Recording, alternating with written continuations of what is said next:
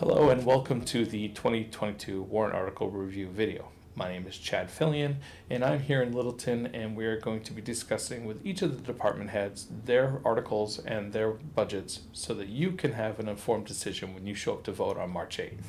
Thank you. All right, well, we're here at the Littleton Library with the Library Director, Megan Carr, and we're going to talk a little bit about their article number 27, which is the library roof repair. So, Megan, you're asking to raise and appropriate $45,000 on top of your normal operating budget. Can you tell us a little bit about the repairs that are needed for the roof this year? So the roof has reached the end of its lifespan. When we did our building assessment in 2019, the number one item on the assessment, the thing that needed to be dealt with, was the roof. We do have some soft leakage, like seeping. We're not dripping yet, but you know, some seepage. So the buckets aren't out. We don't have buckets yet, but we have spots on the ceiling and seepage, and it's starting to crack some plaster. So we need to address that before it becomes critical. Certainly, and I'm sure, I mean, obviously, paper everywhere. Yes. The moisture content, I mean, the last thing you want is any of that. Those books are, yeah, you know, so the books, we have the art. There are a lot of things that the roof protects that we need to, Certainly. you know. And the $45,000, that covers the entire replacement of what is needed, or is it just like a section and then they're going to have to revisit again later? So the $45,000 doesn't cover all of it. We do have an existing capital reserve fund that we're drawing from as well to meet the full cost. So this will be covered in full for a new roof for the whole library, and the additional 45 will be in addition to what you actually have. So this is to cover the remainder, other yes. expenses. So when we had initial quotes, inflation has been, you know, right, certainly. been rough. Building It definitely, costs, our original estimates aren't accurate anymore. So I see. It does come in with a tax impact of 0.061 per thousand. So it's not a ginormous tax increase, but what it is protecting is kind of hard to deny the need. It was recommended by the Board of Selectmen 3-0 and the Budget Committee 4-0. So you have a lot of support on the town folk, or the Select Board and the Budget Committee to get this done. yeah. Do you want to talk a little bit about, you mentioned earlier that your operating budget is relatively flat from year over year. You want to talk a little bit about what that goes to cover? Salaries, obviously. Yeah, so our primary expense is our personnel costs. So that's our salaries, the New Hampshire retirement, which I know other departments have we'll be getting with, to that and later the health on, insurance. So that is the bulk of our operation budget, is our people. And then the rest is our programs, our materials and supplies, our building maintenance, and yeah. You mentioned programs. Now that we're out of COVID, I'm sure you're excited to see the new year here with some programs. What do you have in mind for spring and summer that you guys are planning already? So we have been doing outdoor programming all winter, which has been amazing, and you know, the kids This is the Polar Pals that you had mentioned earlier as well? Yeah, that was indoor. So it was indoor, okay. Yes, that one was indoor. So we've been doing outdoor story times up at Remick Park. And then this winter we started some inside programs again. So we brought back Polar Pals, where we pair up beginning readers with teenagers to read and play games and develop their literacy skills. And that was a lot of fun, and it was really nice to have people back in the building. I bet. We were able to partner with Lakeway again for their winter program and bring a group of kids over here for weekly activities. Nice. It's a different kind of quiet when there's nobody here. Yeah, it's the wrong kind of quiet. The wrong kind of quiet. Well, Megan, thank you so much. And again, a .061 per thousand for the $45,000 expenditure on the roof repair, and that is Article 27. Thank you. Thank you so much, Megan.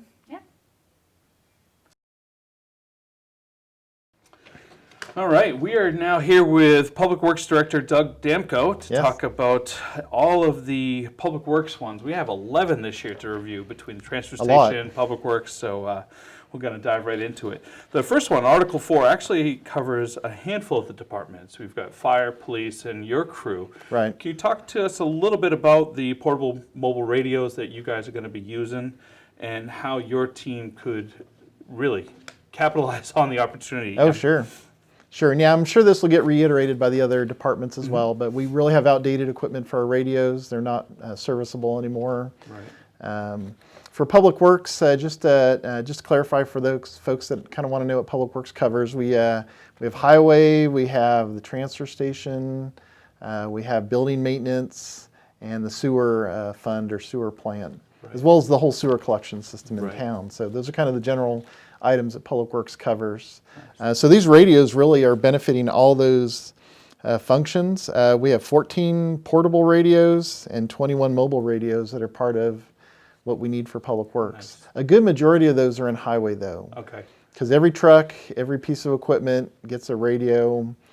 We keep a whole set of portable or mobile radios in case the guys need to grab them on the go when they're outside the truck and they need to communicate. They can communicate with fire or police if needed because Yep, they're in the same system. Yep, they all have different bands, but yeah, everybody can tune in and talk to each other on their So the efficiency and the communication out there, I know that there's a few spots, not many, but there's still a few spots where cell service just isn't the greatest here in the mountains. So those can come in pretty critical.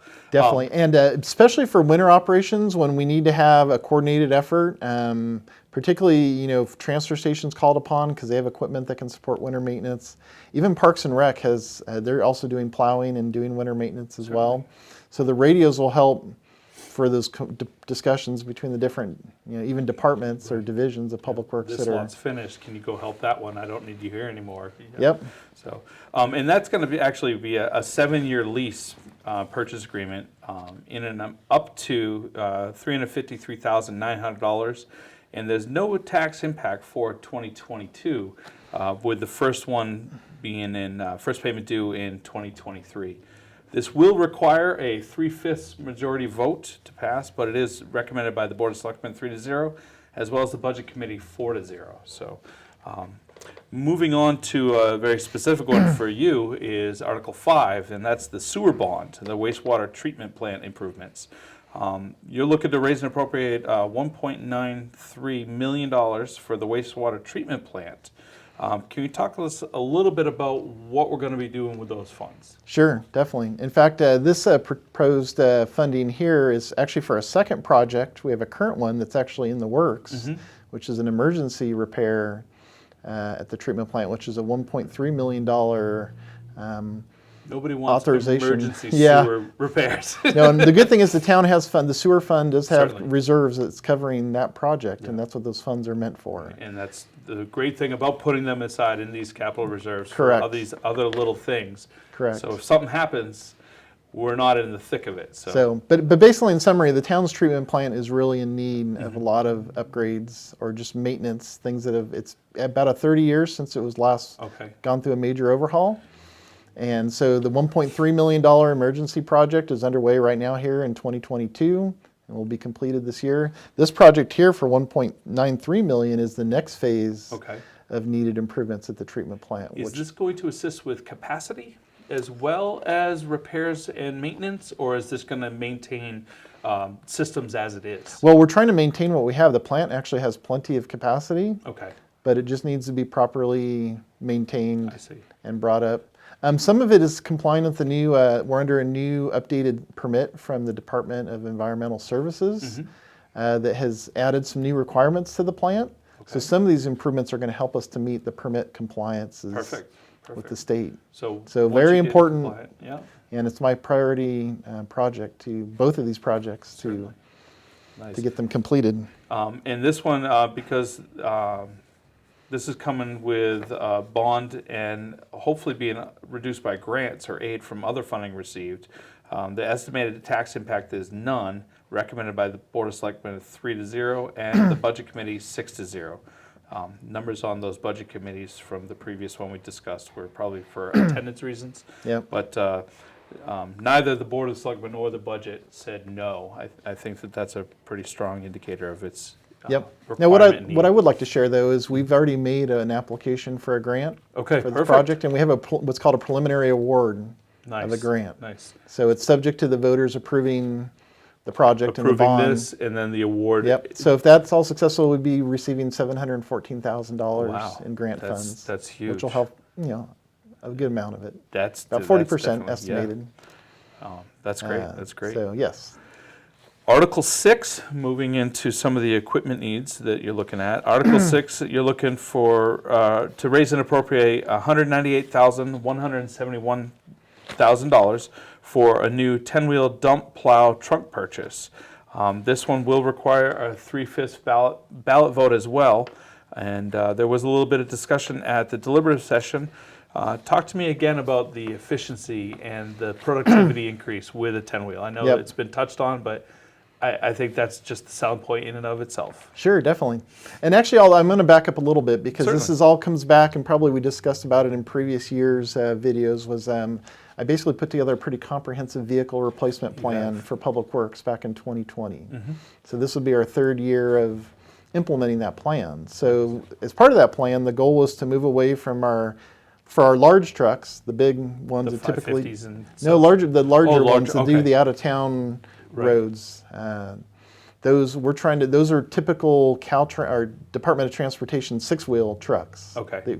Everybody's familiar with seeing out there the orange trucks, and the town's been using those for many years. But we wanted to get improved efficiency, and we looked a lot about what other towns were doing around us, and a lot of them have been switching to 10-wheelers. Nice. And you see them very commonly out in the contracting world. Most contractors haul stuff with 10-wheel dump trucks. So we took a careful look at that. We looked at the cost differential from a 6-wheeler to a 10-wheeler, about $30,000 approximately. It's not a whole lot, not much at all. We had double the capacity in a 10-wheel dump truck. So over the life of the truck, and I'm going to guess it's probably 7 to 8 years. 10 years, I believe, 10 is years, what we have that set for. So if you're doing double capacity, you're doing half as many runs from a site and back.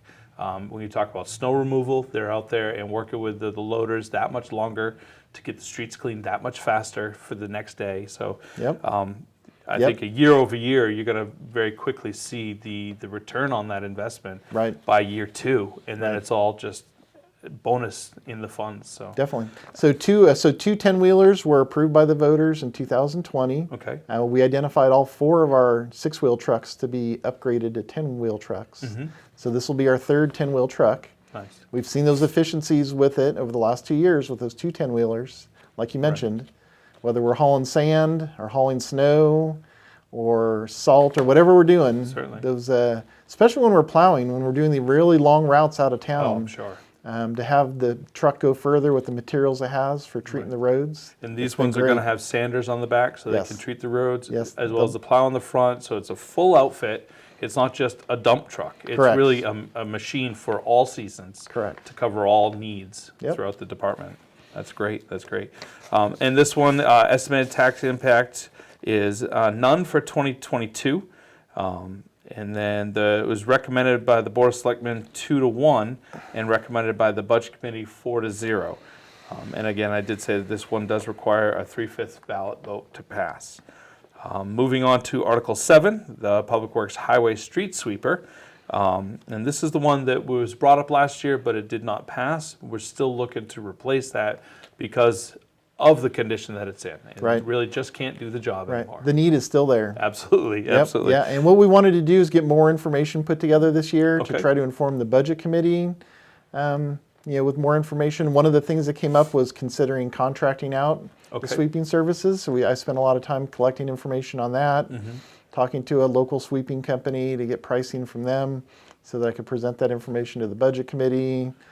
And so this year is different in the sweeper in the way it's worded. It's set up for the option of possibly either choosing a purchase of the sweeper or possibly contracting the service. So this year's warrant article has got that aspect to it that wasn't in last year's warrant article. But we've really shown, I've presented a lot of information to show that it actually is a lot of benefit to the town to own a sweeper for flexibility, for all that. And our current sweeper is 20 years old, so it's definitely at the end. We looked at it last year. It's got holes, you can see the sunlight come through. Yeah, we patched it with wood actually last year because the metal was so tender we couldn't put welding on it. So we've put together the best information we can show that the town's really benefited from owning its own sweeper. And they've owned one since the 50s, I believe, from documentation that we have. So if the town wants to contract the services, the voters feel like that, and we're still going to get sweeping done around town, it won't be as good, I don't think. But That's So my if thoughts this on it. doesn't pass, there is a chance that the sweeper could break down. Yep. And then you would have to contract out, but there's not the funds allocated for that. So that could become another layer of burden. If we put it in here, pass this here, at least we've got the expectation that the funds will be available to maintain it as needed. So the raise and appropriate sum of $255,500. The interesting to note on this is the Article 9, which I believe is the operating budget. If this article passes, if Article 7 passes, then there will be a reduction of $67,925 from that operating budget. And I would assume that that goes towards those contracting needs. Yep. So there is that piece that comes into it.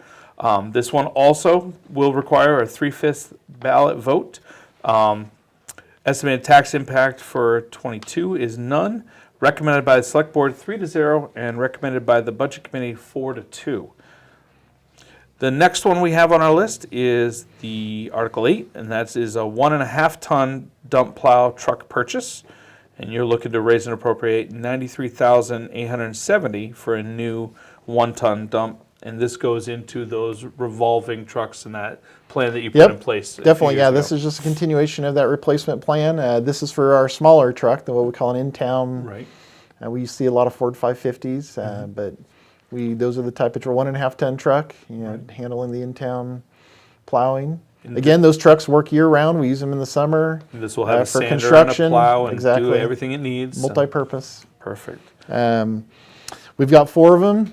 So this is just our plan to replace the next one that's up on the list that's due for replacement. Awesome. And the plan has been working. You've established that. And I know a very similar plan is in place with the cruisers as well as the fire apparatus that they have. So this just kind of falls in suit of how the town operates with the vehicle fleets that they use. So the estimated tax impact on this is none for 2022. Recommended by the Board of Selectmen 3-0 and recommended by the Budget Committee 4-0. And it will be another 3/5 ballot vote to pass. Article 12, this is the sewer operating budget, and this is pretty much to make sure that it operates with the needs that are to maintain it. So we're looking to raise and appropriate the operating budget for that, which is $1,068,480. And then I'm just reading this. I got a note here about $375,000 or so will be used to reimburse the general fund for indirect expenses included in the operating budget for 9. And that goes to the salaries and so forth. And that is all outlined in the language of the article. But let's talk a little bit about the operating budget and what it maintains. It's mostly salaries, or is there the equipment and the maintenance of the systems? Yeah, it's all the costs associated with them. The majority of it was with the treatment plant. Okay. There's some money allocated in there for the collection system and doing maintenance on the piping network throughout the town, but the majority of the cost is for the treatment plant. The big one is our contract with H2O Innovation, who's our contracted operator. So their contract is covered in that budget. We also have money, obviously, for the utility bills and other chemicals and anything that's necessary to support that plant operating. I gotcha. But this is, in many ways, a lot more of the same of maintaining as is. Correct. This, unlike the sewer bond for Article 5, where it's a specific need. Right. This one is the general operations of. Right. So this is the operating budget. Those other ones are what we call capital improvements. Right, certainly. And the estimated tax impact on this is none, recommended by the Select Board 3-0 and recommended by the Budget Committee 4-0. Moving forward to Article 21, this is the Vehicle and Equipment Capital Reserve Fund. And that's to raise and appropriate from taxation the sum of $1,000. There was a little bit of discussion at deliberative session about raising it, but that amendment didn't pass. So we're maintaining with that $1,000. Recommended by the Board of Selectmen 3-0, recommended by the Budget Committee 4-0.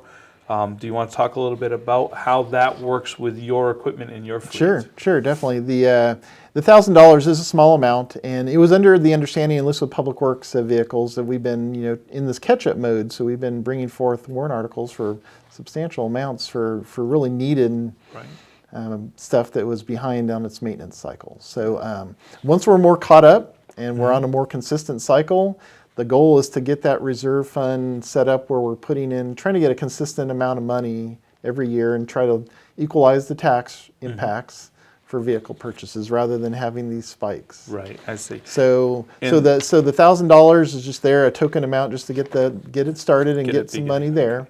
But Because the it goal currently doesn't exist, correct? it was created, I believe, in 2020. Okay. Yeah. So this is putting just a little bit more, just setting aside in the coffers to keep building as needed. Because at this point, we're using warrants to get caught up on vehicle purchases. But at some point, once we are caught up, the goal is to try to come up with a reasonable calculation for a capital reserve contribution and bring that forward in a future year. I don't know if it'll be next year, but it'll be evaluated more next year.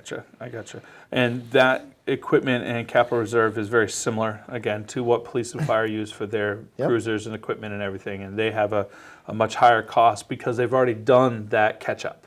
And now they're in that system. So they're in a now regular it's maintenance this time mode. for this department to begin that process. So, and eventually we'll move on where they're all in those funds as needed. So, excellent.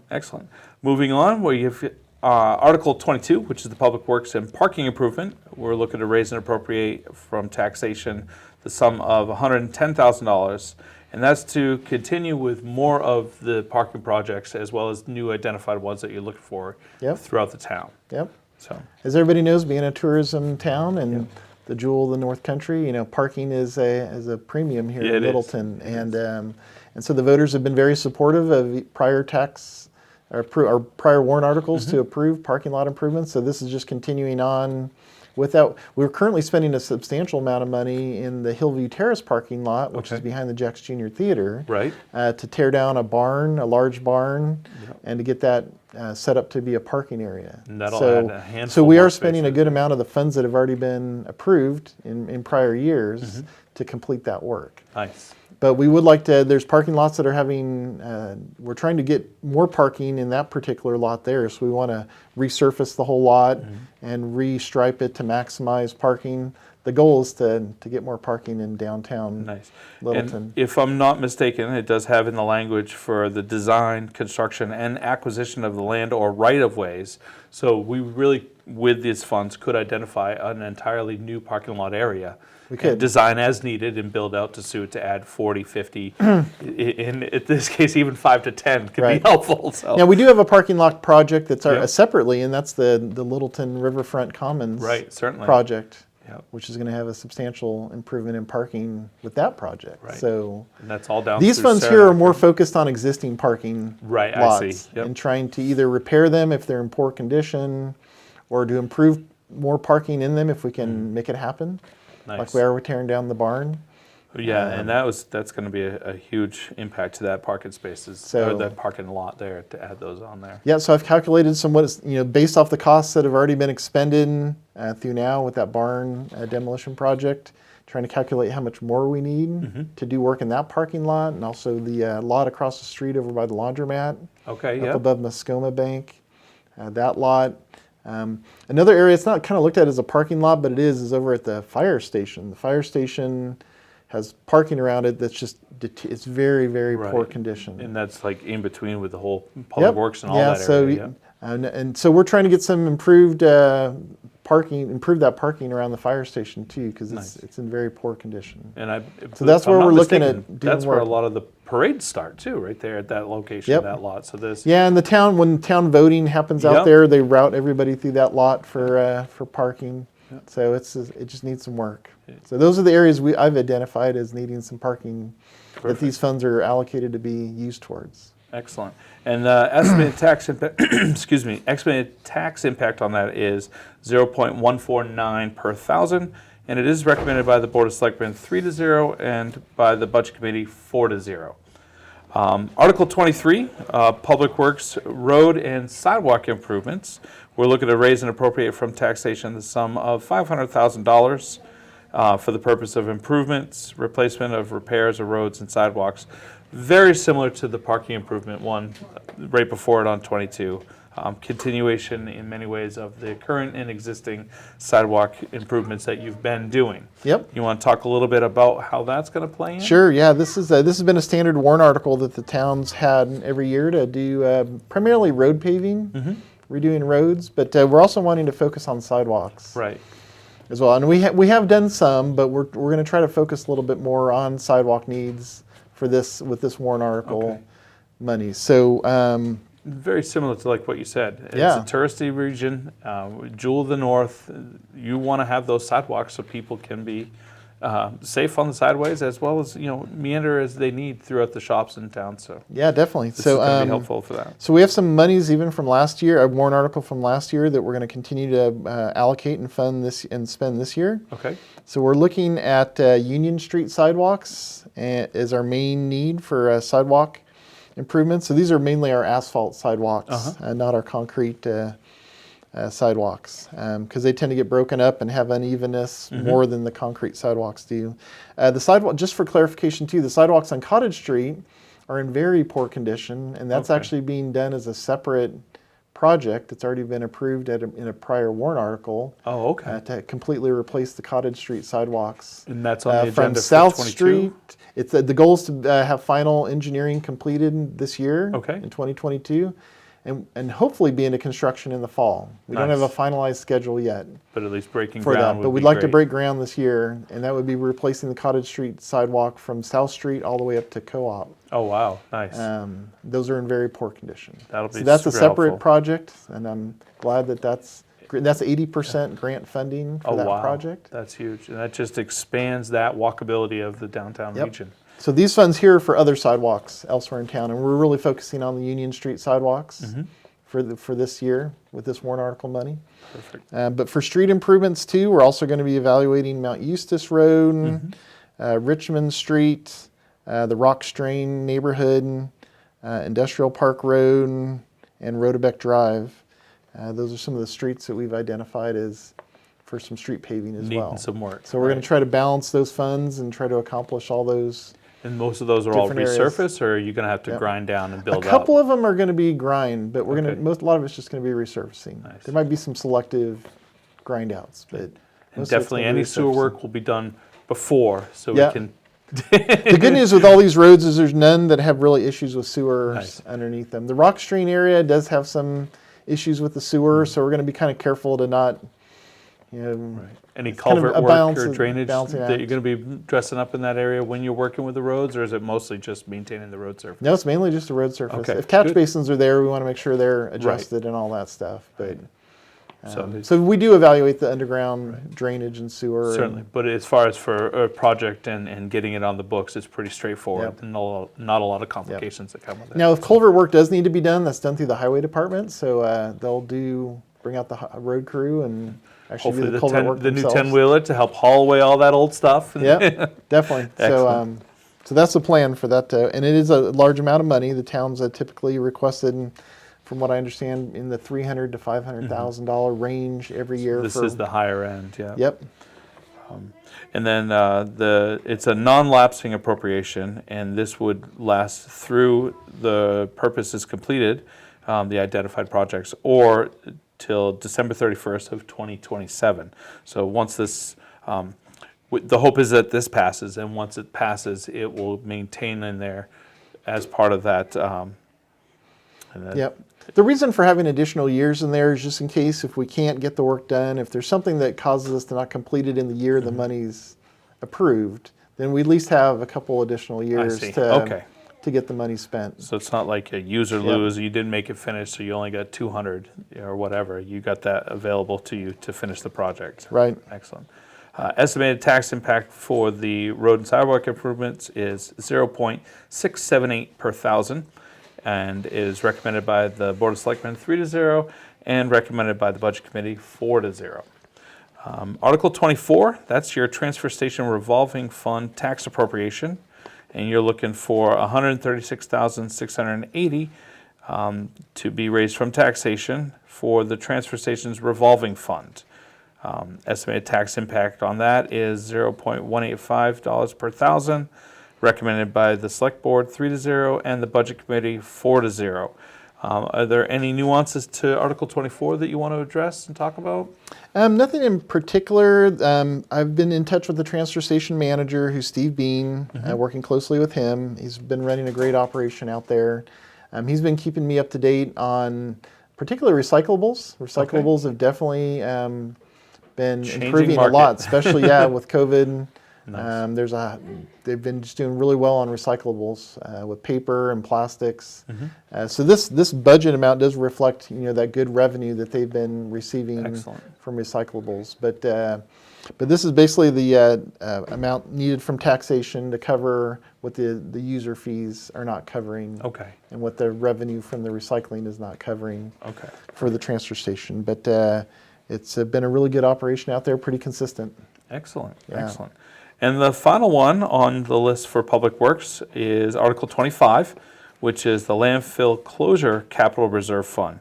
And you're looking to raise and appropriate from taxation the sum of $5,000, and that is to continue with the process of the landfill once it's closed. And a lot of that you had mentioned was reporting to the state and the ongoing costs, even though once it's closed and is closed, there are some finalized paperwork and things that you still need to file each year. Definitely. The estimated tax impact on that is 0.007 cents per thousand, recommended by the Board of Selectmen 3-0, as well as recommended by the Budget Committee 4-0. Are there any final thoughts on that landfill closure and what that maintains for that $5,000? No, I just wanted to give a little background for those that are watching. Great. The landfill closed in 1986, and so there was a Warrant article back at that time that actually established this capital reserve fund for the landfill. So the town has periodically put funds into that capital reserve fund, like you said, to keep up with the ongoing maintenance, mowing of the landfill that the highway department does. But really, we have hire a professional consultant that does groundwater sampling and submits a report. I think there's a couple reports that they prepare and submit to the state. And then the state reviews those reports and might have recommendations back. So there's definitely an ongoing maintenance expense. It's not just you cover it and forget it. Yeah, you got to make sure there's no leaching or Yep. stuff going into the groundwater. And then if there are any discoveries, then you've got the research and the information you need to make the best to get in there and to do what you need to do, abatement and so forth. So this is kind of a recurring warrant article, meaning the town will periodically bring this to the voters to get additional funds into the reserve fund. And this is the year that we're looking to put a couple more in to maintain for the years as needed. So excellent. Well, thank you, Doug. We appreciate your time today. And there's 11 of them on there that you're going to be covering. And we hope that you guys do get the funds and the equipment that you need to maintain those roads and the highway and everything that you've been doing. So great stuff out there. Appreciate you doing a good interview, and it's good talking with you. Excellent. Yeah, it's good to see you too. Yeah, thanks. All right, we are now here at the Opera House with Chief Mike McQuillan from the Fire Department. Chief, thanks for joining us today. Thanks for having me and doing this. Yeah, it's a great way to really touch base with the citizens. Absolutely. We have 4, 16, 17, 18, and 19 that we're going to review today for articles. And the first article, Article 4, we're also discussing with the police department as well as the Public Works. Those are your radios. Those are your communications out in the field. Talked with Doug Damko, talked with Chris Tyler. Tell me a little bit about how you guys use these out in the field. These become the lifeline for our first responders. They directly link us with the dispatch center. So any of our crews that are out in the field fighting a fire, performing medical functions, operating at a car accident, that's how we get back in touch with dispatch to ask for more help. In worst case scenarios, when I have firefighters that encounter what we call a mayday situation where they're trapped in a building, something changes dramatically. That's their lifeline to call out and say, we need help, we need more people, we're making a rescue on one of the upper floors, to be able to reassign crews and call for more help. Right. If those radios don't work, we're left dead in the water. There's no one that can hear us. There's no one that can actually send us the additional resources that we need.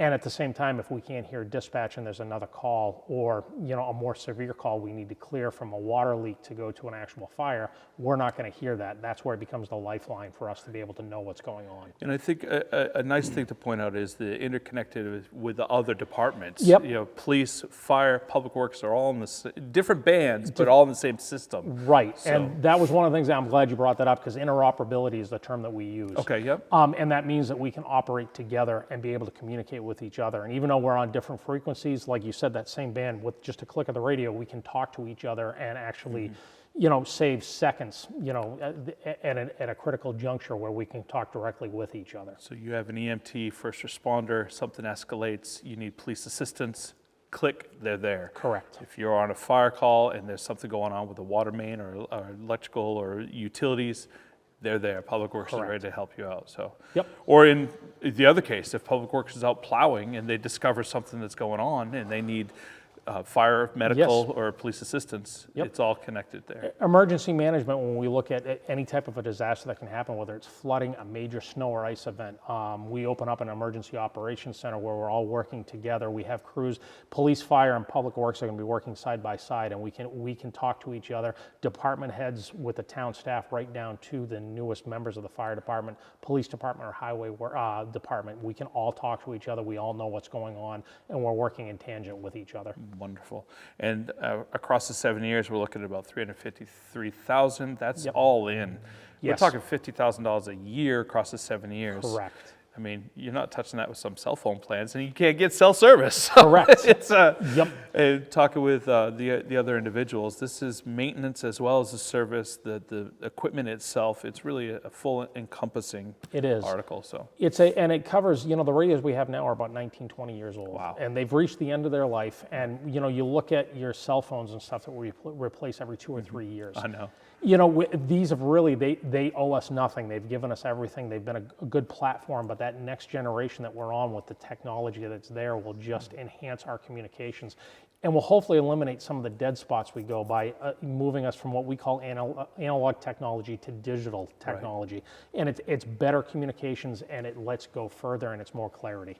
Nice, excellent. And I didn't have it pulled up here, but I do believe that this was, right here, recommended by the Board of Selectmen 3-0, as well as the Budget Committee 4-0.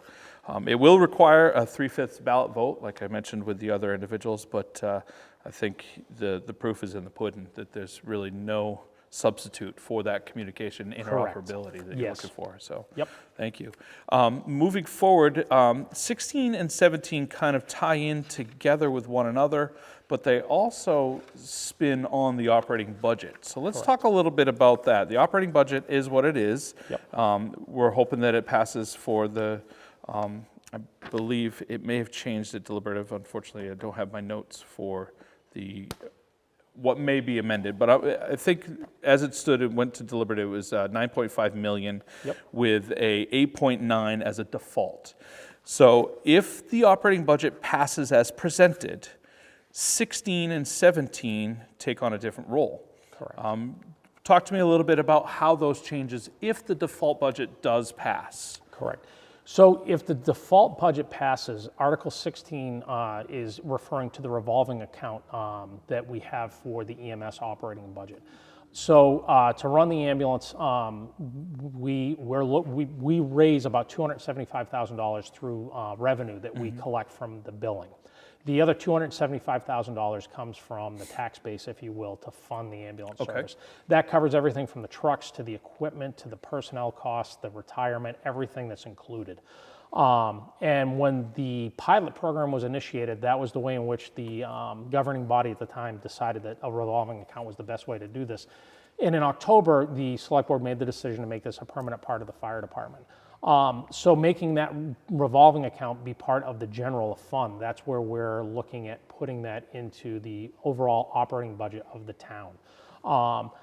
And Article 17 funds that revolving account. So if we don't have that in the general fund, then we would need that for Article 16 and Article 17 to pass.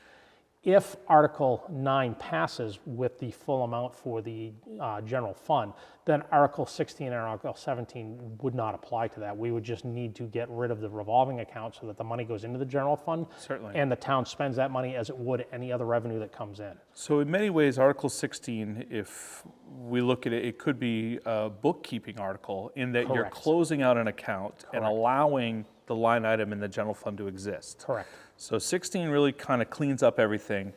17 really only comes into play if the default budget does not pass. Correct. And that's where you're asking for the 275 operating, Yes. which was recommended by the select board 3-0, as well as the budget committee 4-0, to move forward to get you the funds for that ambulance revolving fund appropriation.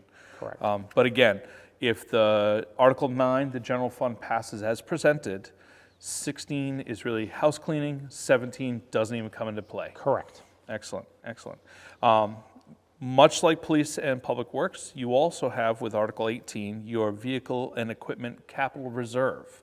Yes. Right now, this one's just set at 1,000, but that's putting money aside to keep the account active, keep it open. Let's Yes. talk a little bit about how that equipment and capital reserve fund and operate your apparatus. Yes. Those are huge expenses. You They can are huge. usually get a lot of that covered, which we have in years past, with funding from the state or the federal funds. But it still costs the taxpayers. And that's where, if I'm not mistaken, these capital reserve funds come into play. Correct. Right now, our fleet has been kind of ignored for a period of time where we're currently using 2 fire trucks that don't, those are our workhorses. They're the Class A pumpers. We have 2 engines. One is on loan to us from the city of Boston. One is on loan to us from the city of Rochester. The truck that we appropriated last year through a lease purchase program is due to arrive. I'm hoping by May 1st. It should be completed in April. Basically, we're down 2 trucks. And we either need to do a capital reserve to start putting the money away so we can buy the truck when it comes up, or to at least purchase it at the time when we need to buy the truck. The vehicles are expensive. They go up every year. Last year, I believe it was a 12% to 15% increase in apparatus just because of that whole supply and demand. They're running into the same problems, the delays. It takes about 18 months now to build a truck. And these trucks are over $500,000 just for the pumper trucks. So they're expensive, and it's a matter of figuring out what's the best way to do this with the least impact to the tax rate, if you will. Lease purchasing is one option, but this capital reserve gives us money that we can put towards it. That if we raise that money in the future to $50,000 or $100,000, we can start putting that money aside to be able to pay for the truck, or put it towards the down payment for a lease purchase, which reduces what we're going to have to pay in the future. So it's a good idea to have it. It's just a matter of where we want to go with it. So that placeholder, my hope is in the future we can start building on that. Certainly. One of the other things that goes into that is equipment as well, because to equip the trucks, there's a lot of money that goes into the equipment that we use. And I believe that factors into one of the other articles that we have where we're replacing our hose this year. That's 19 we'll talk on. Yep. So, and that, when we look at this account, it's how far do we want that to go for capital for just trucks, or do we want to include equipment in that? Nice. Now, does that also cover like PPE as well, or is that more physical handheld equipment for the trucks, like the hoses or any of the, I don't really know the language, but some of the foam attachments and stuff that go on? The truck and equipment that comes on the truck is really I'll call them appliances that sit on the side of the truck for some of the valves that we have. Some of the larger equipment purchases that I'm able to get with the truck, will be on there. But a lot of the stuff for like PPE, the personal protective equipment, that's in a separate line item that we have. That continues to grow as well, and that's we try to cover some of that stuff for like helmets and gloves, boots, the gear that the firefighters wear comes out of one of my line items in the budget. So when somebody sees vehicle and equipment, they're not thinking masks or tanks. Correct. This is more specific to equipment attached to or belonging with the vehicles themselves. Yep. The ladders, the hard suction hose, the supply lines that we kind of lay out with the truck and stuff could be incorporated into that in the future. But it's really those hard bolted items that go on the truck. Okay. Good. And then when we did discuss briefly Article 19, your fire department hose and equipment replacement, you're asking for an appropriation of $30,000 from taxation, which would be an estimated tax impact of 0.04 cents per thousand. Recommended by the Select Board 3-0, recommended by the Budget Committee 6-0. Obviously, if you have hoses that need to be repaired, you're not going to put many fires out if they got leaks. Correct. We're starting to see we have hose that's about 25 to 30 years old for some of our hose. and again, they've done their job. They've lasted a long time. They don't last that long. And what we're finding is with the fires that we've had, we'll lose a length here or there. Same thing every year. We have to hose test, and it's an NFPA requirement to pressurize the hose, make sure it's not going to, if you will, fail during a fire. We lose a couple lengths every year for that too. Just as the hose ages, it's like, the use and stuff, wear and tear on it, starts to wear through the jacket. So it incorporates all the hose that we currently have in the department, along with some of the appliances on the truck. And when I say appliances, it's some of the monitors that we use, or the large nozzles that will sit on the outside of a building or on the side of our trucks. This will allow us to be able to replace that, and hopefully for the next 10 or 15 years not have to buy any of that equipment, with the exception of one or two that might break here or there, which would be covered in our normal operating budget. Nice, excellent. So $30,000 will set you up for a handful more years, but much like the other equipment that a lot of the other departments are using, yes, they become in a cycle. They do. You use them as long as you can. Yep. These ones, though you may replace in a few years, it's not going to be these. Correct. The hope is that these are going to last 10 plus. Correct. And you're cycling through. So. Yep. And as we look at it, same thing with the radios. There's an end of life to everything. The rescue tools we have for auto extrication, they fall into the same thing. They're expensive units. Those rescue tools come to about $15,000 for the unit itself and stuff. They last a long time, but we need to start planning for that. So again, it's not a sudden shock to everybody when those things fail that we ask for the replacement. That we've already kind of accumulated that money along the way, so we can buy it without doing a big hit to the taxpayer. Excellent, excellent. Chief McQuillan, thank you for walking through all of these. I really appreciate your time. No, thank you for your time on this. I appreciate getting the word out and letting people know. The information is there, and I appreciate you sharing that. You're very welcome. Excellent. Thank you. Thank you. All right, we are here now with Adam Remick at the Opera House, the Opera House manager. Thank you for joining us. Sure. I appreciate it. You have Article 28, which is the Opera House Special Revenue Fund, and you're looking to raise and appropriate from taxation $115,492, which is a tax impact of 0.10 cents per thousand. Recommended by the Board of Selectmen 3-0, and recommended by the Budget Committee 5-1. And this really is your operations of the Opera House. Can you talk to us a little bit about what you're looking to do coming out of COVID? It's been a very difficult time to do anything performing or presentation, but we're hopefully on the other side of it here. You've got some plans for 2022 that you're looking to do? Yeah, so as far as stuff that's actually going on in the Opera House as opposed to on the cultural arts side of things, which is like the other half of my job, there's a lot of events that I'm working on programming. We obviously have the Upstage Players, although they're changing their name. I'm not sure if that's on the record or not yet, so I won't say what their new name is in case that's a secret. The Upstage Players are doing their big spring musical here, and then they'll continue for the foreseeable future to do their future performances, usually 3 a year here as well. That's been a really nice, consistent and reliable source of income and entertainment in the arts. This past year, we were fortunate to have a lot of long-term private rentals, specifically of the Tower Room, through some external like supplementary education systems. I'm trying to pursue some more of those because those are a really good kind of low-hanging fruit. It's a reliable, sustainable income. And then in terms of entertainment stuff on the arts and culture side that we're working on, I'm already planning on some comedians, ventriloquists, some bands, a lot of private events, some weddings. We're having a psychic medium here on Saturday, as part of a fundraiser. So finding opportunities for new, creative, and diverse entertainment options. That's kind of been the name of the game. Well, a lot of things fall under the umbrella of art and culture, and so that aspect of it makes it kind of easy to find a lot of different options. The counter side to that is what do people want to see? And that can be hard, I'm sure. Yeah. I mean, comedians are a great idea, but not everybody's going to go out and sit. Musicians are great. Too. It really does, yeah. It depends on so many factors. It really is a hard nut to crack. And, like I said, we bring it up. People are tired of hearing the word COVID, but it really still does make an impact. It's a huge impact, yeah. I mean, I just finished my first year here, and it was a weird year to take over a a building that is intended for large public gatherings when that is the last thing you're supposed to do. Yeah, well, you've done a fabulous job. I know We're working on we're it. sitting here on the stage. You've got the new audio system and lighting New that's up lights, there. yep. So you're moving the ball forward, even in the difficult time that we've had.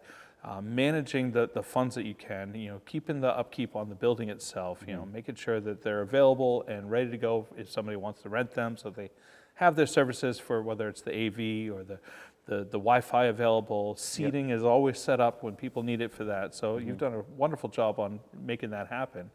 I think that the next piece of that puzzle is people coming out of the house and coming to these events that you're planning. Yeah. I'm going to guess you're looking at like 2 or 3 a month, or you could try to ramp up to 2 or 3 a week. What are you really looking to do? It depends, and it depends largely on the season. Obviously, with COVID, the busy season used to be the winter, as far as I know. This is prior to my time. Obviously, I took over in the winter, in the middle of the pandemic, so it was decidedly not the busy time. But historically, I think winter has been the busy time here, and summer's been the slow time. We're kind of having to flip that on its head a little bit out of necessity. And a lot of the cultural arts stuff that I'm doing takes place in the summer months. So I'm finding myself shifting to doing a lot of the booking in the spring and fall. Okay. This past fall, before COVID ramped back up and then Omicron came out, we were starting to ramp up again and having a few events a month. Nice. And that was really exciting and encouraging and invigorating. And then winter came, we kind of hit that brick wall again. Okay. So now I'm thinking, okay, looks like it might slow down again. Spring and fall might start to be that sweet spot again, where we start to have a lot of more public events here, whereas winter tend to be more geared towards private events. Right. That's great. Well, and you talked a lot about the spring and summer, which is a nice segue into Article 29. Now, although this doesn't fall under your role as the Opera House manager, you are one of the commissioners for the Cultural Arts Commission. So it's a great opportunity as a commissioner to speak towards the Article 29, which is the main stage concert tax appropriation. There's the article to raise and appropriate $12,000 for the creation of the rental and installation and use of the Catamount Arts remote stage for 4 more concerts for 2022. Right, as well as paying the musicians. Right, play on the exactly. So stage it's not just to the and stage. security and a few other things that go into each of those concerts. 0.016 per thousand, recommended by the Board of Selectmen 3-0, recommended by the Budget Committee 3-1. Talk to me a little bit about what that planning process is like. Do you have bands already lined up? We do. Obviously, it's first Fridays, so June, July, August, and September. We're adding September this year. Nice. Adding a 4th. Nice. Yeah, so each of those concerts, to back up a little bit. Certainly. First Friday is something that we created last year. My first year here, it was I have a double role as Opera House manager and the cultural arts coordinator for the town. And with COVID happening and limited availability of having large indoor gatherings, we thought it would be prudent to create an opportunity to have a lot of outdoor gatherings where the focus is on arts and culture and gathering the community and eliminating a lot of that risk and hesitation of gathering in a crowd and maybe a more indoor scenario. So we came up with First Fridays, and we had no budget for it. It was all just flying by the seat of our pants. Right. And it was really, to give credit where it's due, it was me, Jason Torres, and Vanessa Robbins who were really the kind of the triumvirate that spearheaded that project, and then with support and input from the Cultural Arts Commission, of which all 3 of us are members.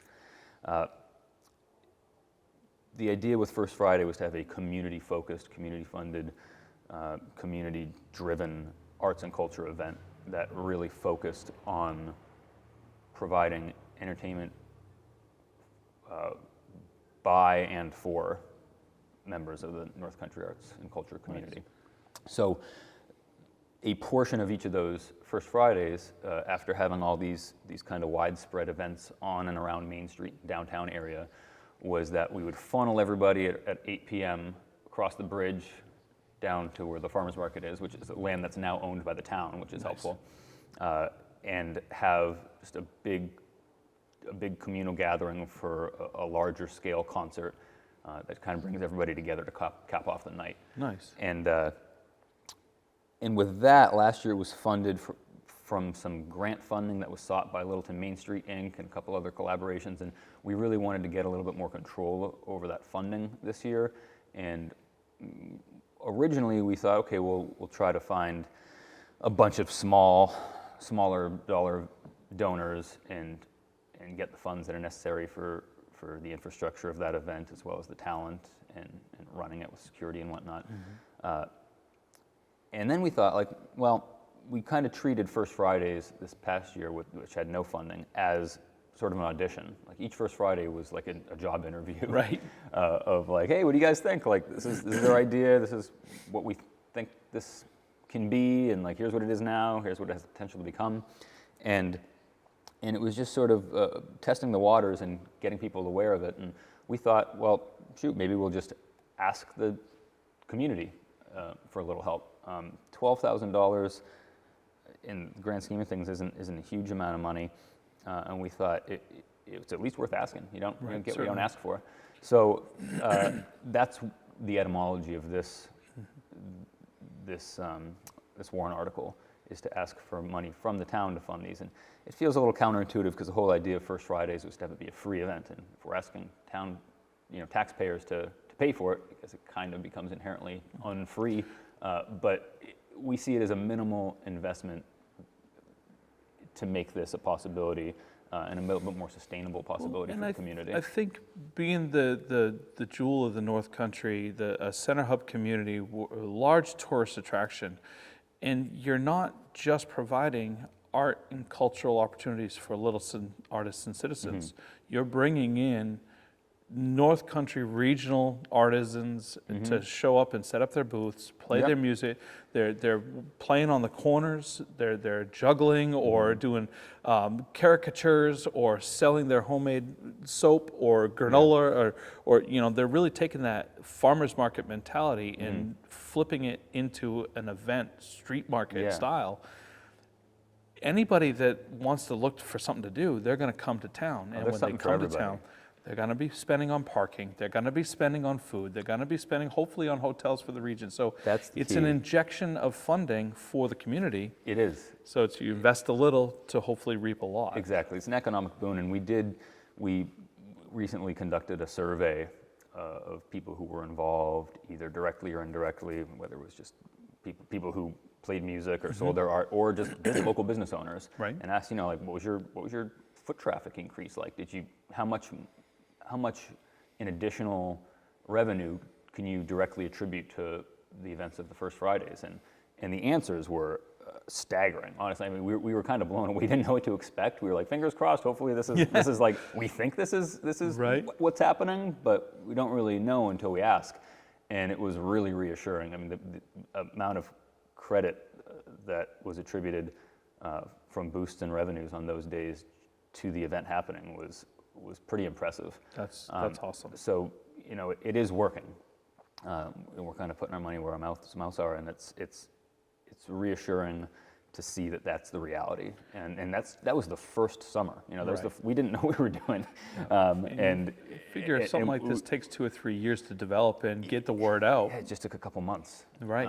And this is our second year going into it. We're adding an extra month this year. We're adding September. Right. People were asking us to do it last year. We hadn't planned on it, and the logistics of it didn't make sense. But we'll leave people wanting more. You did one for Christmas time, which we did coincided. Yep. So that kind of came on with everything that was going on. We did a holiday market version of it. Yep. That was a very cold night, but it was still cool. It was a unique But experience. people still came out for that as well? People still came out, yeah. So I was tending the fire on the community center lawn with numb fingers. Nice. Well, I think this backbone of funding, if you broke it off across those 4 months, you're looking at $3,000 a month. That stage is not cheap to rent, nor is the talent to perform on it. So if you just take that component aside, this is really money that's going to fuel so much more of the marketing and the coordination and the team building, the security to make sure people are safe. Yeah. It's an investment. Yeah, it really is. That's the way we look at it. It's wonderful. That's wonderful. So. And it's a fun investment. Yeah, it is. It is. It's great. Well, Adam, thank you very much for sharing with us on Article 28 and 29. And we hope the best for these on the voting day. Cool. Right on. Perfect. Thank you.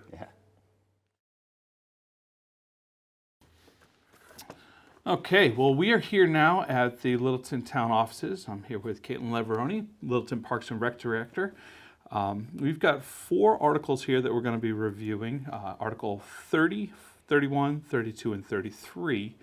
Article 30 is your revolving fund tax appropriation, and this really is generally your overall operating budget. We talked a little bit about that. It looks like we have $398,660, which is just a little bit of an increase from last year, but you're bringing on a different position, so that's going to help offset that. Correct. Yep. So it is a little bit increased from last year. We are hoping to take one part-time employee and turn them into a full-time employee, being that we can then increase programming and hopefully with the goal of bringing in more revenues. Our town is growing and like to bring as many new programs as possible, and in order to do that, providing the right staffing. And you've got quite a list of programs too. Yeah. You've got your basketball, you got your spring sports, you got your fall sports, you've got the ice skating rink. That was successful this year. You got to get some kids out on that. Exactly, There's a lot that's going on. I know that I'm looking forward to some of the baseball stuff and softball that's going to be happening here pretty soon. So, estimated tax impact is 0.54 cents per thousand, recommended by the Board of Selectmen 3-0, and recommended by the Budget Committee 3-1. And we were talking a little before camera. This is new as a warrant article, and I believe that the higher ups within the office said that this is the way it should be, Correct. rather than having it, disappearing within the fund, but Right. having it voted on individually outside of the warrant. So if you're seeing it on the warrant and wondering why it hasn't been there before, that's because in the past it wasn't set up appropriately, but this allows it to move forward with its own article to be voted on and identified as needed. So. Correct. Yep. It doesn't seem like a whole lot of money for all that you're offering the community with. I mean, not to put you on the spot, but the staff count that you have with all of the operations and the management and maintaining, you've about 8 people, 9 people? We have one part-time employee and 2 other full-times included, and Okay. then myself. Okay. And then some seasonal staffs where everything Okay, that's what I was raises. thinking, the seasonal So events. after school program, I think we have about 6 or so staffers. Right. And then summer program will jump up to around 12 Okay. or 15 with including lifeguarding. Wow. Yeah. That's right. Excellent. Yeah, we make do with little. Yeah, that's awesome. Article 31, this is the Dog Park Special Revenue Fund. Article 31 is an appropriation of $2,521 for dog park expenses. And this special revenue was previously established in 19 under Article 9. There is no tax impact on this, and it's recommended by the Board of Selectmen 3-0 and the Budget Committee 4-0. And if I'm not mistaken, this shifts these funds to the 501c3 that's been established for the dog park. Correct. Can you talk to me a little bit about the situation with the dog park and how that's moving along? Yep. Dog Park started as a committee, I believe, in 2018 or even before that. And it was started as a town-sanctioned committee. Since then, we've raised quite a few funds and is now its own 501c3. So this is merely stating all of those funds that have been brought through the dog licensing fee will then be put into the 501c3 that the dog park has started. Still looking for land. Okay. No headway on that yet, but our funds that we've built up are quite a lot. So we're looking into building a website and just trying to get the word out and hoping that land will come. Right. Yep. And I think as any dog owner knows, they need to run. And as any athlete knows, they don't want to play on the same field. Yeah. So there really is a definite need for the separation of the two enjoyable Right. opportunities. So I heard rumors, I can't say as if they were true or not, but no student athlete should clean up poo prior to. So shutting off those parks, Right. I think, was a definite plus. But the downside is the need for a dog park. But Exactly. it's great to see the headway that's come along. The 501c3 is huge because it opens up grants opportunities. Yep. So when you start to look for, acquisition of land, maybe you can find like an 80-20. Yep. That's what these funds will go to, is that 20%, and then the Right. rest, here you go, grant money. Yep, exactly. That's huge. That's excellent. And no tax impact either. This is just shifting of those funds. Correct. So. Yep. Article 32 is your zero-turn lawn mower, the Husqvarna, and that's commercial grade, ready to rock and roll for the needs of the Park and Rec. That thing's going to be going all summer long. Having done landscaping in the past, that 10 grand is a very small number for a piece of equipment like this. Correct. And it is a tax impact of 0.14 cent per thousand, recommended by the Select Board 3-0 and the Budget Committee 4-0. But I think I kind of summarized it all there. That commercial grade mower is going to be on in April, May, all the way through mid-October. Right. Going and going and going. Exactly. Do you have zero turns right now that are in your fleet? We have one that Okay. we own now, so having a second one would obviously streamline our processes and make us a lot more efficient for the Right. spring, summer months. Excellent. And you're finding gaps, I'm sure, with one, Right. whether it be a rain day. Right. Grass still grows in the rain. Yeah. But you really shouldn't mow in the rain with the Right. ruts that are created and how it affects the deck and all that. So Correct. this second one will help you kind of catch up on some of those spring mud days. So. Yep. And then the last one we have is the Parks and Rec resurfacing of Remick and Apthorpe courts. And this is both tennis and basketball courts. Yep. Recommended by the Select Board 3-0 and recommended by the Budget Committee 3-0. And the number on that was $23,000 from taxation with a tax impact of 0.031 per thousand. And you had mentioned that you think it was 2018 the last time the resurfacing happened? That's and that when I was believe. Remick only, though. Correct. Yep. I think we were just hitting the area that needed to be done immediately, and this is encompassing everything all at once together, knowing that if this doesn't pass, it'll be more difficult and more expensive going forward. Right. Obviously, New England winters and the seizing of frost heaves underneath create some gaps, so we're hoping to take care of that all in one. Nice. And this isn't just like, let's go out and seal it like you would a driveway. This is special for the tennis and basketball courts. Yep. So. They fill in the cracks or big enough cracks with their caulking agent as well as repainting it. And the one thing that was added in there as well is painting pickleball courts. Oh, nice. So been I've reading gotten a about few that. requests Yeah. about that, and I can't touch anything now, and I don't want to alter what the school tennis team has. Right. So the goal would be to put it over at the seed 4 and 5, I believe, over at Okay. Apthorpe. Yeah. So then that also opens up more doors for programming, That's starting awesome. more pickleball. That's awesome. A lot of stuff on pickleball. Yeah. I think I Googled it once and now my feed is flooded. Yeah. So, and I mean, it really goes to show a lot of the Parks and Rec programs that you guys have is you're always looking for the new opportunity, whether it's the swimming, whether it's soccer, whether it's fall sports, spring sports, winter. Right. Seeing the baseball fields getting out there. You've got the concerts in the park coming. There's the hope with the gazebo getting that repaired and moving forward so you can utilize that again for some bandstand stuff. Exactly. It's really a testament to the Parks and Recreation Department of what's going on in the community because we want it to be a community for folks to live in. Yep. And these recreations are the lifeblood for a lot of these families. So Exactly. this is great. Well, thank you so much. Is there anything else that you wanted to touch base on? Yeah, I think with what we've laid out here, hopefully we get everything passed, and like you said, we can move forward. I'm sure a lot of people have seen maintenance issues with the parks over years, i.e. the green building. So, working towards getting a group of people fundraising and presenting that for next year because it's a definite need. Right. As our community grows, our recreation programs go, and we really need a space to be, Absolutely. as well as Patrick and George needing a place to work safely.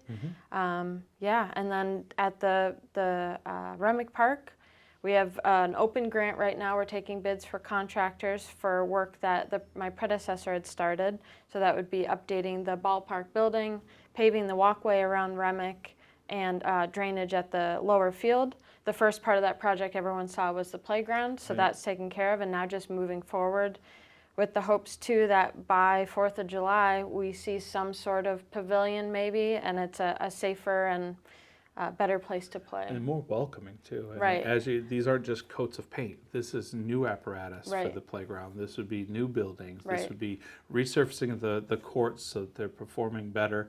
but also adding the pickleball paints. So Yep. I mean, it's really awesome. And then tackle them one at a time as we go. Yep. And before you know it, we'll need another building somewhere with more land because the Parks and Rec has grown. Exactly, and Excellent. keeping on a good maintenance schedule, because I know a lot of things around here are older, and as long as we keep them up, then they'll be able to last for years and years. And that cycle of maintenance runs true with a lot of the different departments. When you talk about fleet vehicles for Right. for the police department or the fire apparatus or public works, maintaining some sort of a reserve and an eyeball on where are we going to be in 4 years. Right, Let's think of it now. I Yep. think that's huge. So. exactly. Well, Caitlin, thank you so much for your time. I Thank really you. appreciate it. Appreciate it. Thank you, everyone. All right, we're here now at the town office with Deputy Chief Chris Tyler, and we're going to go over the budget and items for the police department. Excellent. The first one is the one that has been shared across the fire and police and public works, which is Article 4, the portable radios. And you've brought a few so we can look at these antiques that you guys are using. Absolutely. No, I brought a selection of some of our radios no longer in use, and these are circa 2002. Wow. Well, we were lucky enough to be provided a bunch of radios from the federal government after 9/11. Soon after 9/11. Yes, I'm sorry. Yeah, September 2001. There. And so. This is just as you can see this radio here, it doesn't have any knobs on top. It's nothing. There's nothing, and you can't get knobs for these. You can't fix these. Right. These are 20 years old, and Motorola no longer services these. Oh, wow. So once they break, we can't So fix these them. are paperweights.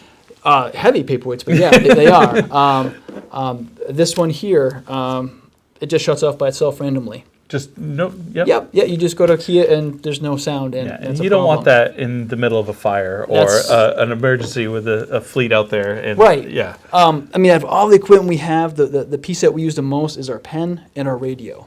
Radios are a lifeline. Right. So without that, we're really in a bad situation.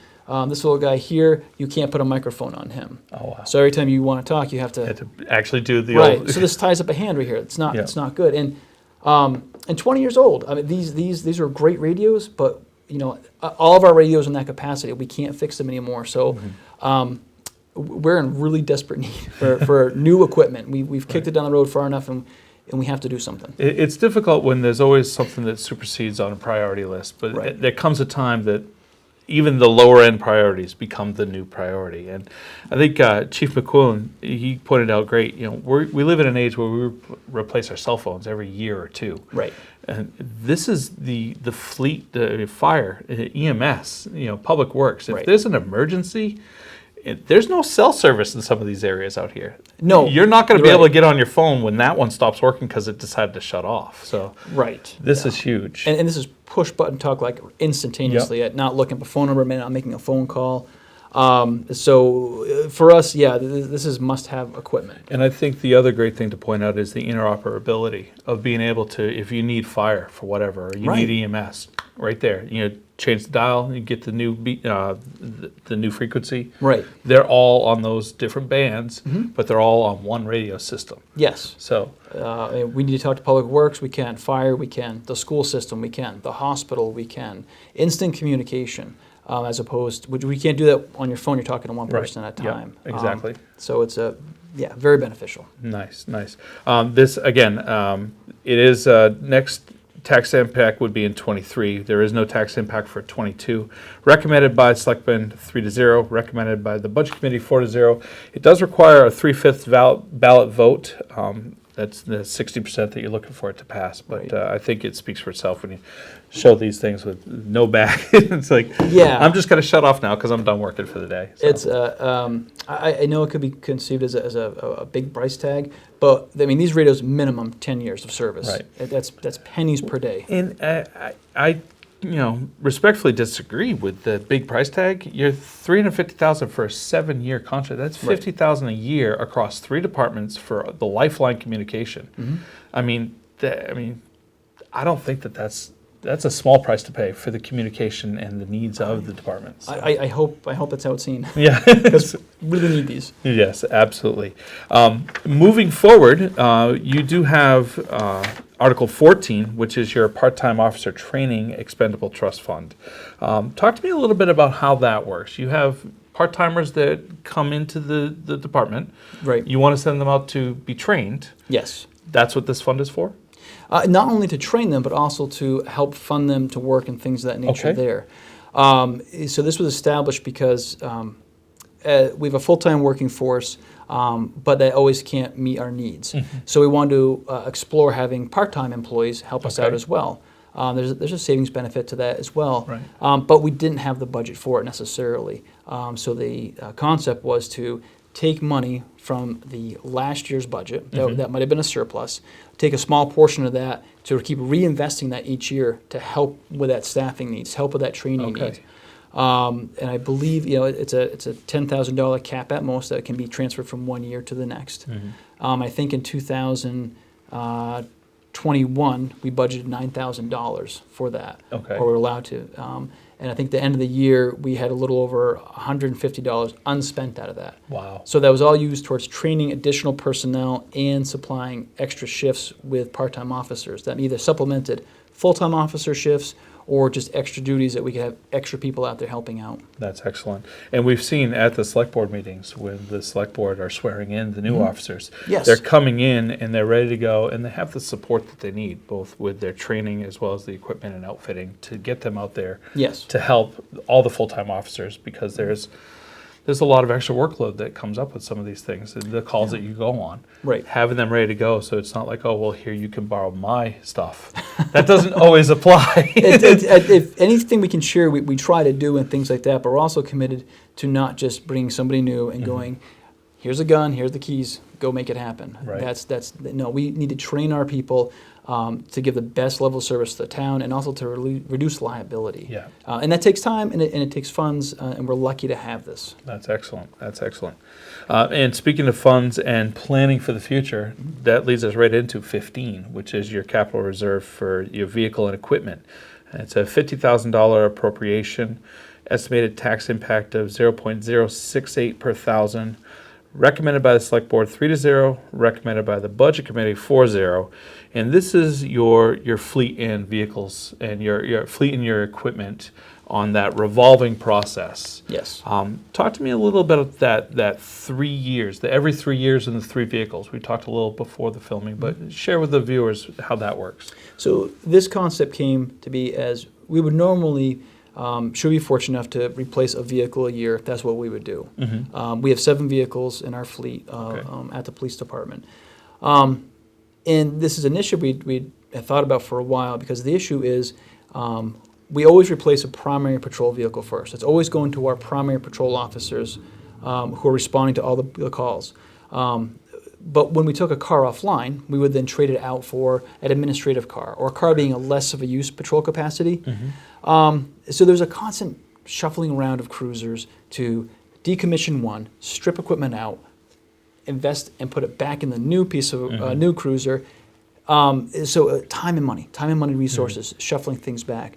Because when we purchase a new car, we get it from a dealership. Okay. Then it has to go to another vendor to have all the equipment installed in it. I see. Cage, lights, radios, things like that. Then it has to go to another vendor to have the radio programmed.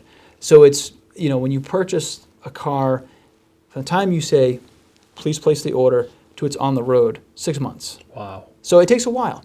So we want to get away from that constant shuffling things around, because year 1 or year 3, it's the same amount of money over the course of time. But we want to do 3 at one time. So for the next 3 years, we wouldn't have to do all that shuffling around. We'd have 3 brand new primary patrol cars ready to hit the road each time. And so that's why we like to do the capital reserve, because we don't want to every 3 years go, we need $150,000 to do that. I see. We really want to not have that peak or spike to the tax rate.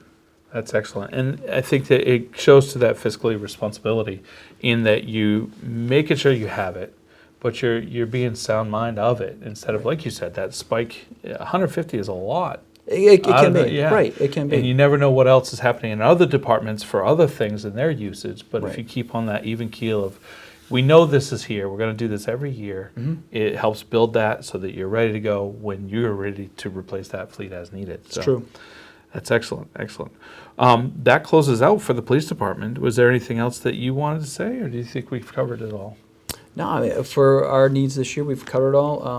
Town of Littleton's been very supportive of the police department, and we are always super appreciative of that. We try our best to give the best level of service we can, and the town has always stepped up to help us out in our needs. So just want to keep that relationship going, right? And just do the best we can. Excellent. Well, we thank you for your service. Excellent. Thank you. Keeping us safe out there, and it's good stuff. Thanks, sir. Thank you, Chris. Okay, we are here at the town office with the town manager, Jim Gleason, and the finance director, Lori Bolosevich. We're going to be going over a handful of the warrant articles that are on this year's budget specifically for the town that wasn't touched on with each of the different departments. The first one are, though petition, we don't normally do petition warrant articles, but because they're zoning, they do have to appear at the top of the warrant. So Articles 2 and 3, this was presented to the town because they want to change the two parcels, map lot 79176 and map lot 79178, from industrial use to a mixed use. The good thing that you brought up, Lori, was that the planning board also recommended this 6-0 for both of these, along with the Board of Selectmen 3-0 and the Budget Committee 6-0. Can you talk to me, Jim, a little bit about what this petition, the property itself, and what they're looking to do, hopefully? Yeah, the benefit for the change in the zoning is that when the Hitchner building was approved for redevelopment into studio and one-bedroom apartments, so that changed in industrial use down to a residential use or a mixed use. And so this surrounding property then puts it in line with that. So then as that development populates and people move in, there's an opportunity for things like coffee shops or a little market or a little grocery store or something along those lines that would cater to not only the residents of the building, but maybe also to that section of town. Right, So okay. it provides a little bit of mixed-use development and could enhance the town's tax base better than if it was sitting as industrial property. Excellent, excellent. So it is a little odd that the petition warrant articles are there. We generally just do with the normal ones, but because it's zoning, we do have to have it at the front, so we'll talk about it here. The next one that we have on our list is the general fund, and that's Article 9. And the appropriation on that is the petition, I'm sorry, not the petition, the presented one, it was 9.593 million, and then the default was 8.92 million. And this is the operating fund for the town itself, and there's a lot of, we've talked with all the department heads, and many of their items actually are encompassed in this as an overall. What I'd like to do with this is, because it is so much, is just give you guys the opportunity to kind of review it one last time for the viewers so that they have an understanding of what that 9.5 million is that they're voting on. Well, comparing the 2021 budget versus the 22, the increase is 1,334,886. But some of those increases are accounting increases in the terms of the way that we're accounting for. For example, the ambulance was not part of the general fund last year. Right, I talked with that with Chief McQuillan. Yeah, that was in a revolving fund. So when you move that in, that's over $500,000 of that 1.3 million. But that doesn't also show an offset for the revenue. So if we made 280,000 last year off of that, in reality, you're bringing that number down to a lower number. Also in that 1.3 million, healthcare went up almost 13% for the town. That represented almost 107,000. Right.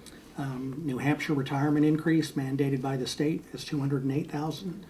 And another significant line that we've budgeted accurately, which that wasn't done the last 2 years, is the welfare budget, which is 243,000. And the biggest increase of that is in a miscellaneous welfare line item where the town has spent near $200,000 the last 2 years, but yet in 20 it was budgeted at 15, and in 21 it was budgeted at 25,000. So we put in the realistic number based on what we were spending. the previous maybe decisions were made to reduce that line item, which appears to lower the millage rate, but if the state mandated expenditures, we have to expend. So we tried to be as open and as transparent Certainly. with that. So if you add those items together, they make up 533,000 of that 1.3 million. And then we have a sewer indirect cost of 375 that you will show in there, but what's not shown is that revenue will come from the sewer department that will offset that. That's right. So while it, not playing game with numbers, but while it is a 1.3 increase, the actual net increase, if you take out those mandates, is probably somewhere about $100,000, and Right. those increases would be involving in contracts and employment costs.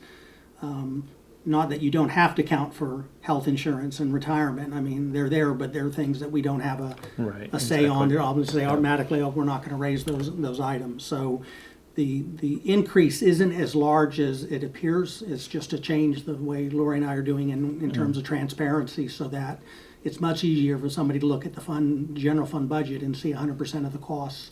In previous, some of my costs and Lori's costs and some other employees maybe were spread into some other areas and into the wastewater treatment fund. And so we're trying to make sure that that's all clear and easy. And so when someone looks at that budget, they know where the costs are. And then we'll do the internal accounting in reference to the revenues that'll offset Right. those costs. Excellent, excellent. And good accounting practices, just making sure that everything is accounted for, following it, and moving them back into where they should be from the beginning.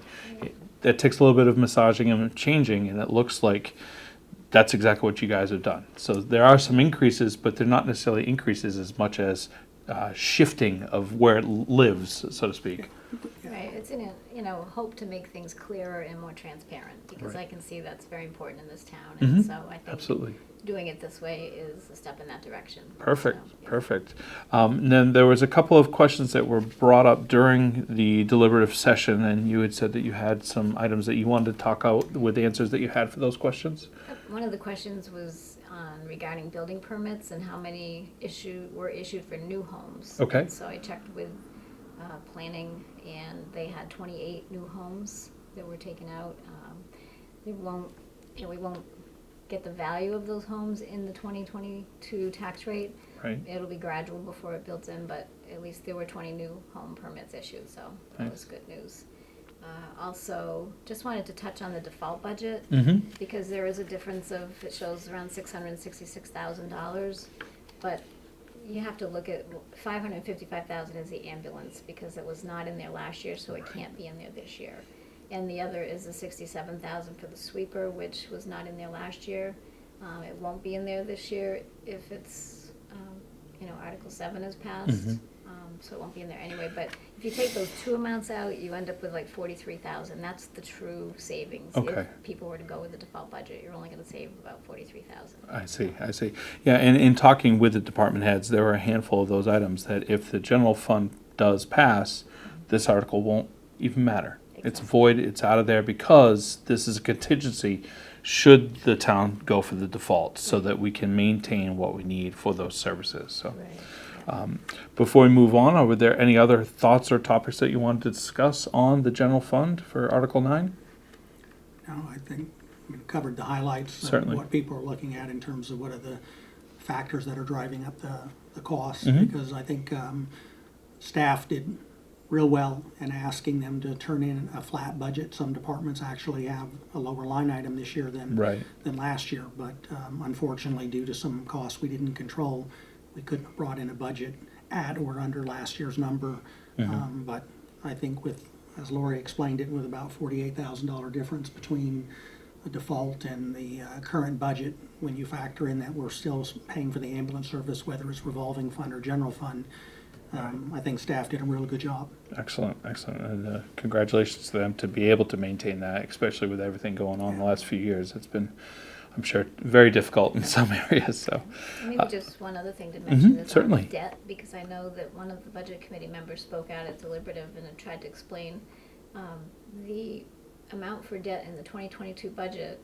They worked hard, the budget committee did, to come up with an estimate to level fund the debt for many years to come and fit in all of the items that are on the current capital plan that are projected to be needed.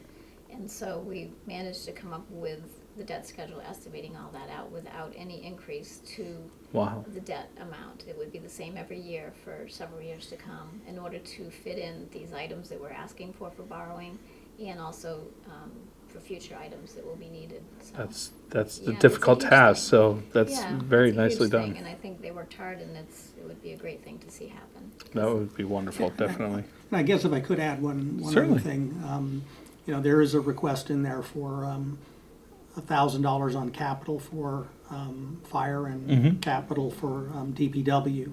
The police department already has one at $50,000, and while we didn't do it this year, but we need to be looking at establishing true capital plans with some funding that would go along with the debt schedule that Lori just talked about, so that when some of these equipment items come up, your tax rate doesn't have to fluctuate. Right. You've already started putting some money build away in addition to keeping your debt at a current level and giving you some room to borrow some items as some items pay off. So as we go forward, I mean, maybe, in the community, they might see the benefit of increasing some capital funding for those areas that just could help even the bumps on the tax rate. Well, it goes to that prior proper planning and making sure that there's no, even if there is a surprise, you've accounted for Tried to it account for already. You build it over 6-7 years, it's there when you need it. So excellent. Article 10 is the collective bargaining agreement. The American Federation of State, County, and Municipal Employees asks me, I always trip over it. The estimated cost on that is $45,000, which is an estimated tax impact of 0.062 cents per thousand. Recommended by the Board of Selectmen 2-1, and recommended by the Budget Committee 4-0. And this is the collective bargaining agreement for the town employees, correct? It's for the fire department, the highway department, and the transfer station. Okay. Yeah, they're So the police department has its the police own? has their own, Okay. and they're on a different cycle. Okay. So this is just involving that group, and that's what was agreed to. We would have liked a multi-year agreement, but just in discussing, it didn't seem we were going to get there. So at least we took forward the 1-year agreement, which is the $45,000. And this one gets you through the season. Yes. And then Article 11, which ties into it, if 10 doesn't go through, 11 allows you that special town meeting to renegotiate as needed, correct? Yes. Okay. Yeah. And then, of course, everybody likes the opportunity to come to the table. So the Board of Selectmen has recommended that 3-0, Budget Committee 3-1. Excellent. The next one on the list is Article 13, and that is, nope, we're not going to do Article 13. So I'll have to edit that out. Let's try this over.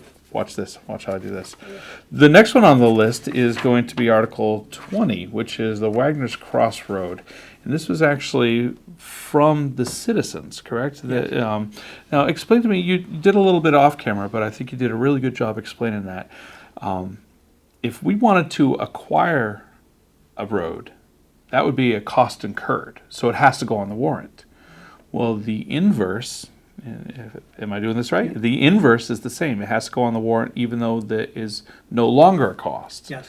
And that's what this is about. Yes. Okay. And in this case, like I said, it did come from the property owner, and the property owner owns the surrounding property to the area and has requested that the town turn it over as a private road, so then the town would no longer have the responsibility to maintain it, to plow it, or to clear it. That would be the responsibility on the property owner. And as you said, if someone wanted us to take over a road, it would go through the same process, and we'd go through an analysis that the road needs to be brought up to, if it's not already, minimum Standards and town stuff. Yep. standards and all, so that the taxpayers wouldn't be then paying money for a road that someone passed on to us. So but it does require either taking over or no longer maintaining a road under RSAs. They do require it to be on the warrant article. So without getting into the minutia of it, there would be an associated savings with it. I mean, pennies on the dollar maybe, but Yeah, you're not dealing with sending a route out. Right.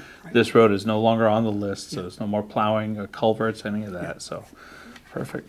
So it's turning it back over to the citizen to allow them to have it as they see fit. So, Article 26 is the transfer to the Conservation Care Expendable Trust. And this one happens annually. Yes. And you talk to me a little bit about that?